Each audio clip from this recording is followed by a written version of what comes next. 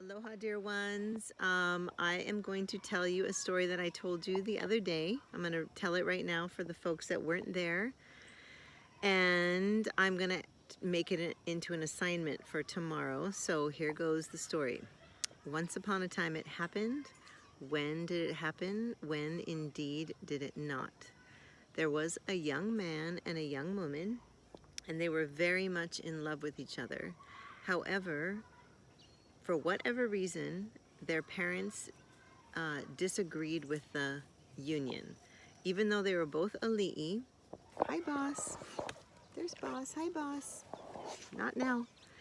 Even though they were both in the ali'i class, their parents disapproved of the union. So at the time, as in many cultures, people didn't marry outside of their class for whatever reason. But in this instance, they were both ali'i.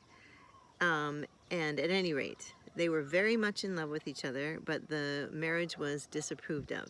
So they made a plan to escape in the middle of the night, and they had gathered all of the things that they would need to start their own new village. So they had gathered huli for kalo, and slips of sweet potatoes, and banana, mai'a, and all of the plants that they knew that they would need to begin a new village.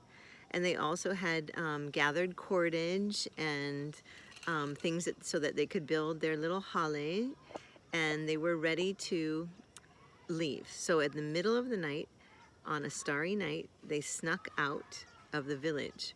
Now they were so well beloved by others in the village that people saw them leaving and understood what was happening, and so they decided to follow them. So a whole group of followers from the village, young people, decided to go with this young couple. And they walked out of the village until the young man noticed a certain pattern of stars that he felt destined to be the place where he was supposed to build his village. And this would have been somewhere in Ka'u, leaving like Kona area, heading towards, not Ka'u, sorry, Kohala, heading towards Kohala north. And so they walked until they came to this certain pattern of stars, and then kind of a storm arose, and it was windy and stormy, and they knew, oh, this is the place for us to stop and build our hale.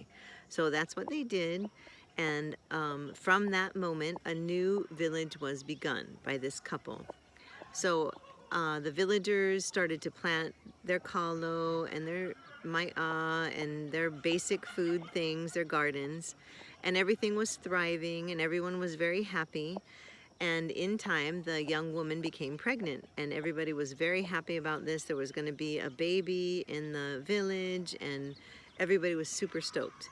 So sadly, though, she died in childbirth. She got very sick and she died before she was even in childbirth, before she had given birth. And she became sick and she died. And the husband was very distraught, and so were all of the villagers. They loved her so much. She was the sweetest, best, and everybody was so sad. Well, they did all the protocols, and they laid her to rest in a cave. And this was the ancient way of burial for Hawaiians. They chose a cave, and it was very secretive about where that person would be buried, and only the most important people would know where that was. And so the husband did all the protocols and made a beautiful platform and covered it with tea leaves and surrounded it with maile and all sweet smelling flowers, and he laid his wife to rest, and then he rolled a boulder over the front of the cave. Now time passed and they all grieved for the woman, and then one night the man had the strangest dream where his wife was talking to him. And she woke him up in the dream and she said, "You have to come and save me because somebody is thumping on me." And he thought, somebody is thumping on you? I mean, you're in a cave. Like, who would be possibly thumping on you?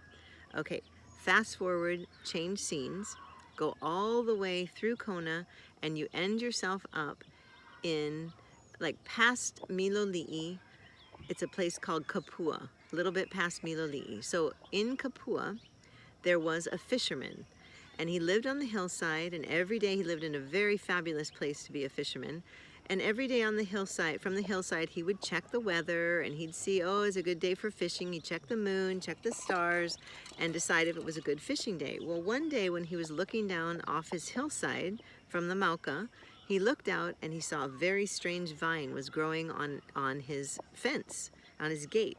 And he looked out and he said, I've never seen that vine before. So he got closer to inspect, to investigate.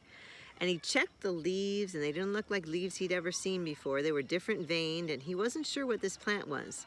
But he watched it every day, day after day. He watched it, and he watched it, and the vine grew and grew and grew. And pretty soon it had sort of overtaken his whole fence. And one day, lo and behold, when he went to check, there was a white flower. And he wondered, oh, if there's a flower, then there soon must be a fruit. I wonder what kind of fruit this is. So he watched and he watched, and within a short time, there he saw a little tiny ipu was growing. And he wondered, he'd never seen an ipu before, and he watched it, and he watched it every day. He would tend it, and he would sing to it, and he would hold it and caress it, and every day he went out to see it. Well, on this particular day when that other man had that dream, he felt like the ipu had grown big enough. By this time it was super big. It had grown big enough that he figured, oh, I think that this fruit is ready to pick. So he had thumped on it to see if it was ready. And this was the very thumping that that woman had felt. And so he thumped on it and he thought, oh, almost ready, but not quite. Well, back to Kohala, the man went to the cave where his wife was buried.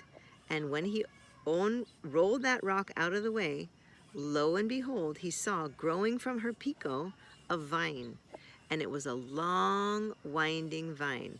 So he followed it and he followed it. He followed it night after night, hill over dale, valley, mountain, cinder cone, over rivers, until he finally ended up at Kapua, where the fisherman had his hale. And there growing was this incredibly beautiful ipu. And he knew in his heart it was his wife. And so he went and he saw the ipu and he caressed the ipu and he was like, oh, I'm so happy to have you back in my life. I'm so glad to see you. Well, meanwhile, from his lanai, the fisherman saw this stranger out in front of his yard, and he was touching his fruit, his ipu that he'd been tending this whole time. So he went down and he said, hey, you, unhand that. What are you touching my ipu for? That doesn't belong to you. That belongs to me. But the man said, no, you are mistaken. That is my wife.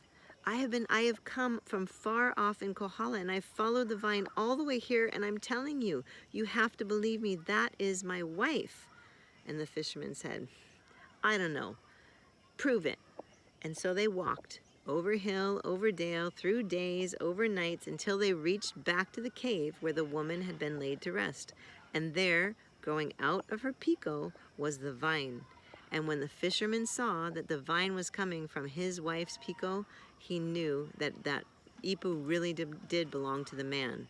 So they went back to Kapua, and the fisherman gave the man the ipu, which he carefully took home. And when he got home, he took it into his hale, into his house, and he put it on a very special place. And he watched it day by day, and he took good care of it. And then one day, when he came to check it, it had split in two. And he checked inside, and there were 2 seeds inside. So he took the seeds, and he cared for them carefully, and those seeds grew into twin girls. And those girls were the fisherman's offspring and the woman's offspring, and they became the clan of Ipu. And so when you feel or you meet an Ipu, it is, in a way, a person from that time. And the village of the Ipus grew and populated, and now there are very, very many Ipu growing in the world. And if things haven't changed, they're still the same today. Alrighty, ahui ho. What I want you to do with that story is I want you to retell it to me in your own words.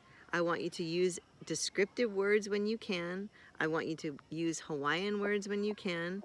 And I want you to tell me that story back in writing for your assignment for tomorrow. Okay, I will miss you folks. I'm home. I'll see you on Tuesday. And ahui ho. Malama pono. Bye, boss. Bye. Bye, boss. Good night. Okay, boss says good night too. Ahui ho.